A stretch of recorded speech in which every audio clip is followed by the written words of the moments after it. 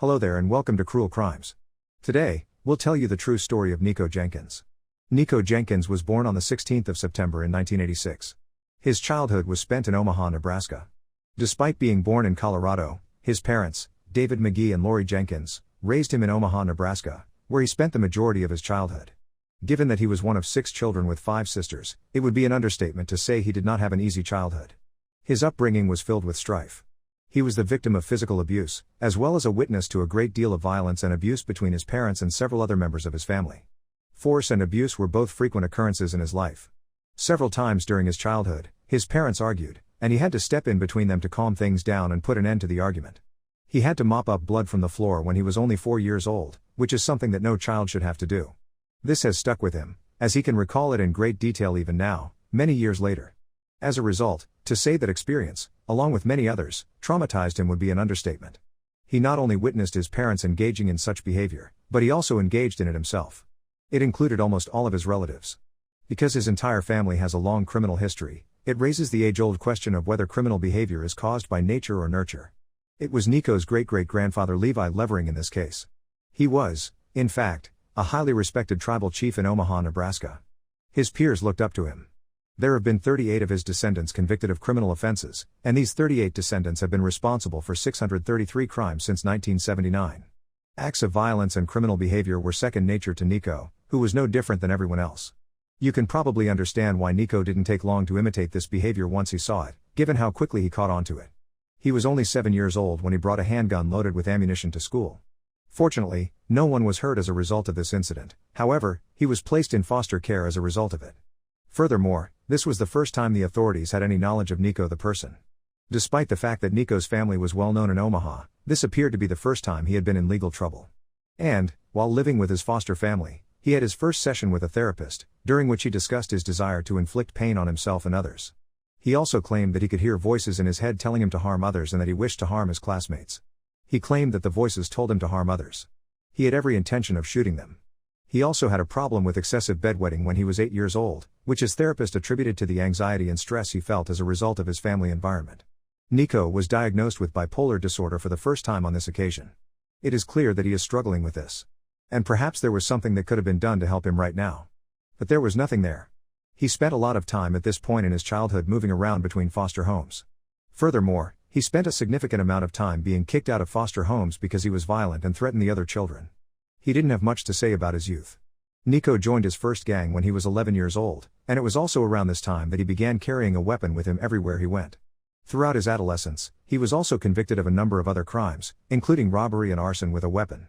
As a result, he spent the majority of his adolescence bouncing around various juvenile facilities. NIKKO committed 2 armed carjackings when he was only 17 years old, and he was sentenced to 14 to 15 years in prison for his crimes. He initially checked himself into a youth facility because he was clearly still a minor at the time. He stayed in the child facility until he was between the ages of 17 and 19, when he was transferred to an adult facility. And, like the rest of his life, NIKKO's time in prison was full of drama and excitement. He would take part in riots that broke out inside the prison. Even while on day release to attend his grandmother's funeral, he attacked a law enforcement officer. He received an additional 5 years in prison for these incidents that occurred while he was incarcerated. In essence, his sentence has been extended by 20 years. However, he only had to serve 10 years of the original 20-year sentence. NIKKO was also placed in solitary confinement for 6 years of his 10-year sentence. He was held in solitary confinement for extended periods of time. In addition, he was held in solitary confinement for a total of 2 years before being released into society. Furthermore, NIKKO underwent a psychological evaluation prior to his release in 2013, about 5 months before his scheduled release date. Mostly because NIKKO was suffering from mental health issues. He was having difficulty controlling his rage and was also injuring himself. He was having suicide checks every 15 minutes at the time. He'd cut and scratched his face several times. NIKKO also told the employees that he wanted to eat the hearts of women, men, and children. NIKKO was well known for drinking his own pee in anticipation of his upcoming release from prison. In addition, he liked drinking and sniffing his own sperm. NIKKO claimed that he was doing what he was doing as a type of nutritional supplement, and that smelling and drinking his own semen would raise his serotonin levels and help him better manage his anger issues. NIKKO would also have obsessive and racing thoughts on a regular basis. He was aware of the voices even now. He had frequent hallucinations and was convinced at one point that he was hearing instructions from the Egyptian god Apophis in his head. Meanwhile, Apophis would give NIKKO orders to harm others. After considering all of this information, the authorities conclude that NIKKO is ready to rejoin society and will be released from solitary confinement in July 2013. The fact that NIKKO was released without having to serve any kind of parole or be monitored in any way exacerbates the situation. He was only allowed to leave now. NIKKO himself had requested that he not be released. He kept repeating the same request for assistance. NIKKO even threatened to kill someone if he was released, saying he would do so if he could leave. NIKKO was finally released on July 30th, and his family celebrated by throwing him a party at a hotel. And at that precise moment, NIKKO received an unusual gift. NIKKO's uncle, Warren Levering, gave him a shotgun as a gift. And, while everyone else was having a good time, NIKKO got into a bit of trouble with his girlfriend because he was acting inappropriately with other women, and his girlfriend wasn't happy about it, so they argued. At the party, NIKKO revealed his plans, which included moving to Florida, committing a few robberies, and then using the money he earned there to fund his move to Cuba, where he would join the Cuban military and fight against the U.S. It is now August 10th, and NIKKO has mentioned that he has been considering committing some burglaries in his hometown.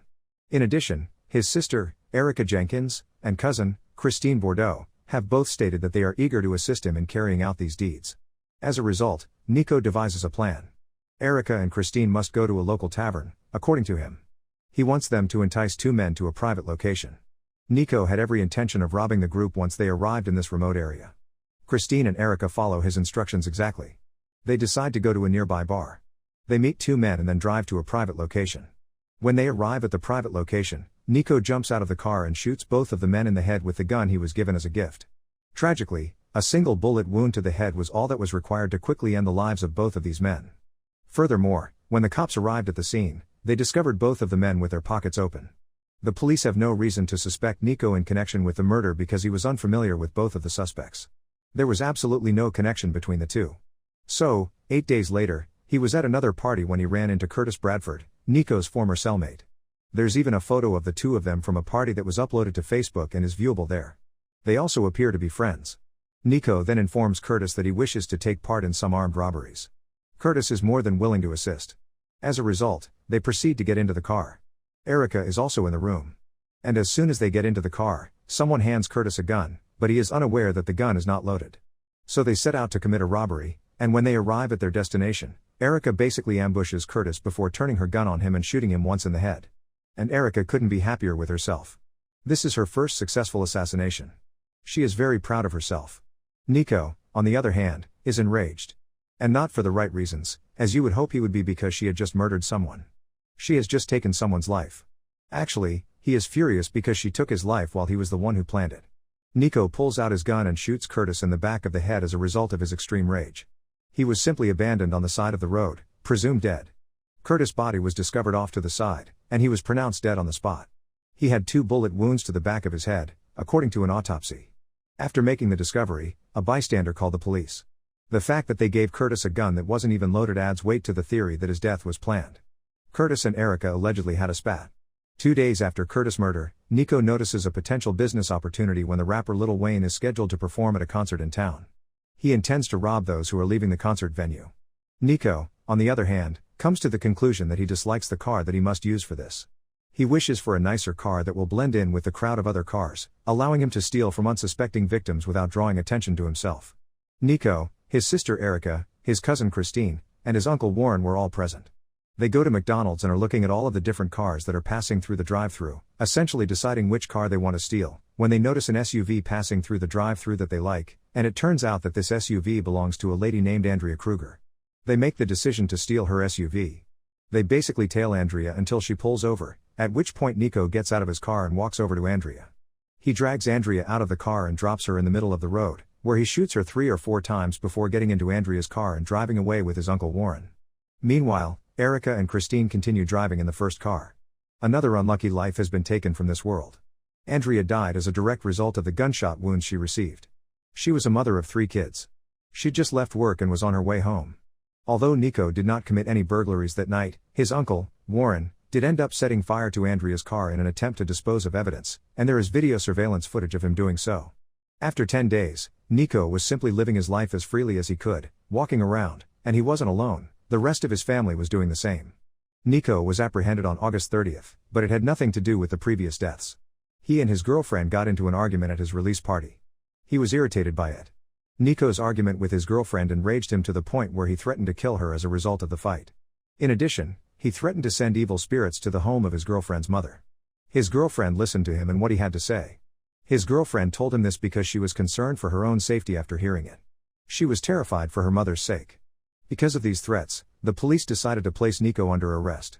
However, while NIKKO is being held in custody, the police start to wonder if he is the person they have been looking for all along. As a result, police began investigating gun and ammunition stores in an attempt to identify anyone who may have purchased the suspect ammunition. They also noticed that Lori Jenkins was the one who bought the ammunition. After that, they realized they were familiar with Lori Jenkins. They were also acquainted with her son. Her entire extended family was well known to them. And because the cops already had NIKKO in custody for another reason, it was very simple for them to question him about the 4 murders. All of the murders took place in the same neighborhood. As a result, on September 3rd, NIKKO is questioned by police about the 4 homicides. This interview will last approximately 8 hours. NIKKO initially claims that he was unaware of the murders, that he was not involved, and that he has no knowledge of the situation.